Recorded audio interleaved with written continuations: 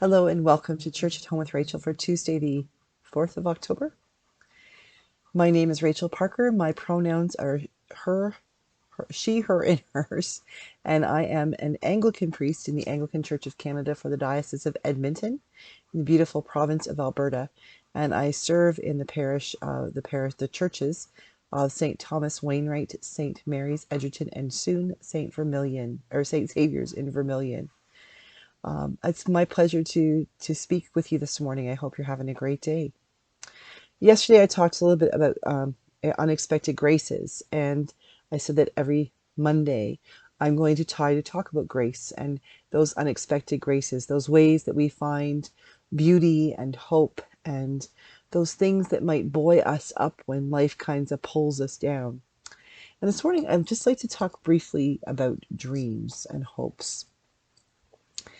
I have I've always had some dreams in my life that my husband Rob, when he came into my life, became aware of them, and I sort of knew that he was the right person because some of my dreams, some of the things I hope for in life, are a little bit. Not everybody understands them. I might unexplain it someday, but not everybody gets it. And when I was trying to explain it to him, he was like, he got it like right away. He's like, yes, I get that, and he then contributed to it and helped this dream become even greater than it was when it was only my imagination. And through the years, we have talked about it and we have dreamed of it, and the chances are of us ever uh, actually getting there on our own steam, unless win the lottery, are are not great. However, I do believe this is a dream that I was given by God years ago, 31 years ago to be exact, and something that I think that God allowed me to wait for my husband who would understand it and also have that as his dream as well. So I'm not giving up hope that it might not happen, but I am becoming a little bit, because of the things that have happened in the last 2 weeks, becoming aware of how important dreams are, but also how important not so much the the power, the focus on are they realistic dreams, but the importance of not giving them up. You see, when my husband got sick, we were told within the first 12 hours of really understanding how sick he was, that had he gotten on the plane that we were going to get on, he wouldn't have made it off. And it felt like my whole world was crashing around me. Forget the fact he was still alive. He was sitting right in front of me with, leads attached to computers and people sticking things in his arm and taking things out of his body and all these things. I was stuck in that moment of all of my dreams might have been gone. Everything I had hoped for, because my life revolves around my husband, and I don't think that's a bad thing. I'm not saying that I believe in God. I believe in Jesus Christ and the Holy Spirit, and I believe that Rob is a gift in my life, and he has been given to me as a gift, and hence I try to treat him as such. He would probably say otherwise from time to time, but for the most part, that's how I feel. And in that moment of realizing that I might have lost him, it felt like I did indeed lose everything I had hoped for. And over the next week and a half, as we went to a different hospital and tests were done and other tests were not done, and we are waiting for things, and we had bad news, and we had lots of people telling us, this is the end of his career and all of the heavy duty stuff. It was also a voice in my back of my head saying, in whom do you put your trust? Where do dreams come from? My dreams don't come from Rob. My dreams involve Rob. And then I had these two wonderful friends, Eduardo and Trisha, who reached out to us, and to me in particular, with a message from a sermon.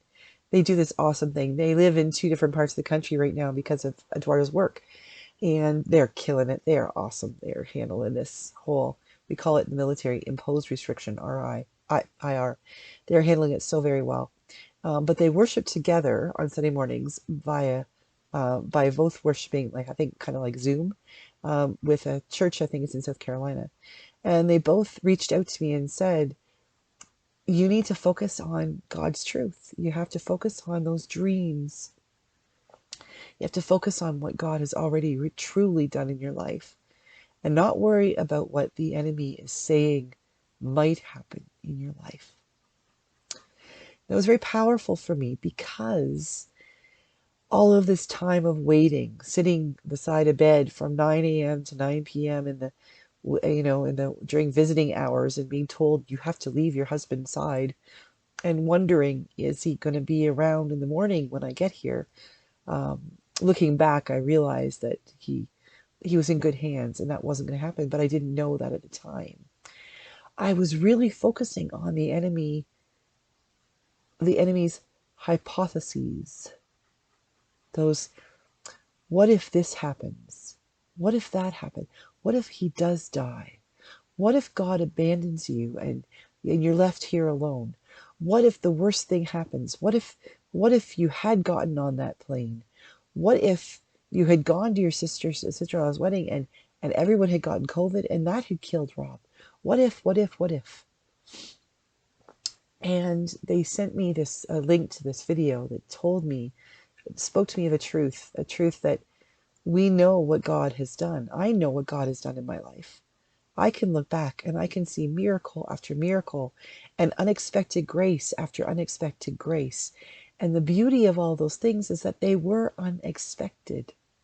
In my life, I have had so many things happen that were beautiful that I knew were going to happen. Every time one of my sisters was pregnant, I knew a beautiful child was going to be born. Now, not always was that child born. Some of those children were miscarried. Some of them didn't make it. That didn't stop me from loving them. But every child who was born, I knew that when they were born, it wasn't a surprise when my mom called and said, your sister's in labor. It wasn't a, oh my heavens, what happened? It was a, oh dear God, thank you. How fast can I get to the hospital? Lots of things have happened that were miraculous and beautiful that I knew were coming.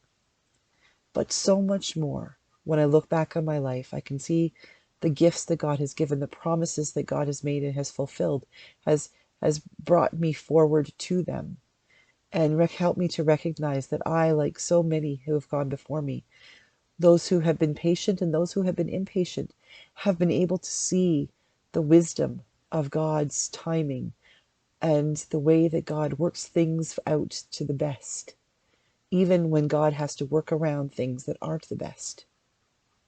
I have seen those things, and when I'm in a good space, I can remember those things. But when you're in the middle of an emergency, when you're in the middle of wondering what's happening now and why is this happening and why does it have to happen to me or to him? What are we going to do? What's going to happen next? It's amazing how the words that often are the ones that speak into our ear the loudest are not those words that say that the Lord is my shepherd, I shall not want. He makes me to lie beside still waters. He leads me through green pastures. The words that I heard the most in my ear, especially when I would go to the hotel or to Valor Place at night, the words that I was fighting as I said the Lord's Prayer before I fell asleep were those words that said, you should have said this. You should have done that. What if he doesn't make it? What if your whole world turns upside down? What if he can't work and you lose your house? What if, what if, what if? And it gave me great angst and caused me great anxiety. And guess what happens when you have that as a wife and you go to the hospital to see your husband? It carries with you. It's not helpful. So many beautiful nurses and custodians and doctors and pharmacists and educators were the people I saw when I got off the elevator before I ever saw my husband. And they would smile and tell me, oh, he's resting, or he had a rough night. He needs a smile when you come in. I had so many people speaking those words of God to me that spoke over the voice of the enemy.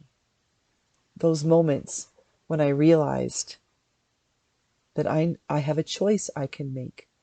I can listen to the voice of the one that causes me doubt, or I can place my trust in the one who has always been there for me.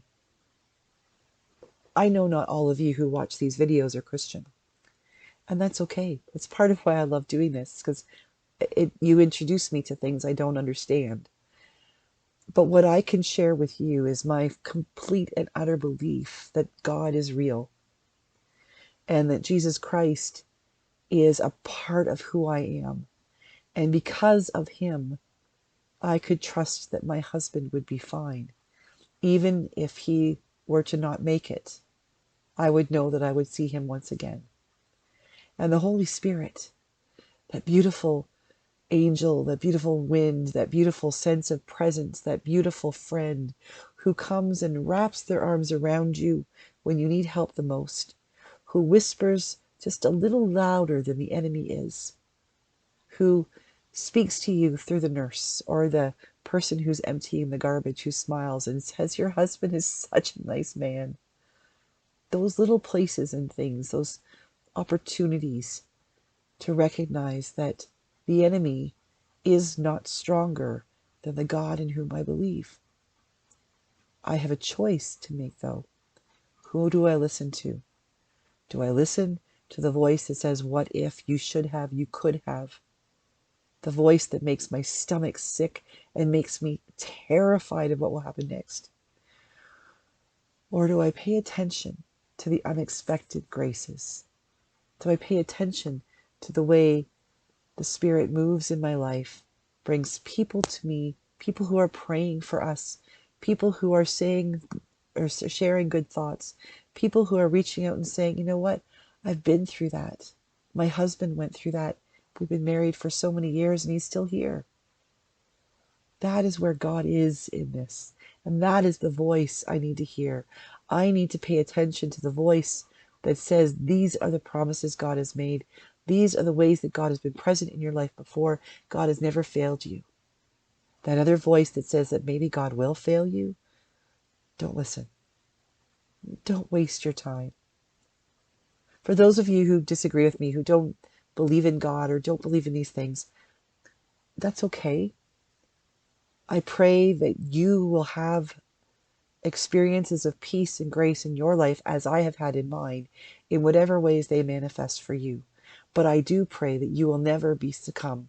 You will never find yourself fighting that battle with an enemy that says, "What if? You should have, you could have." Because it's not worth it. Focus on what is beautiful. Focus on what is true. Focus on what you know to be true. Focus on those truths, those beautiful things in your life that have carried you through. Focus on those. Because what if, or coulda, woulda, shoulda, they don't actually exist. They use up your psychic energy. They hurt you and give you ulcers. They don't give you hope. They're not worth your time. Look for grace. Look for hope. Look for love. Look for help. Always listen to that voice that says you can do this, and ignore the one that says you can't. Thanks for hanging in with me. Thank you for your support.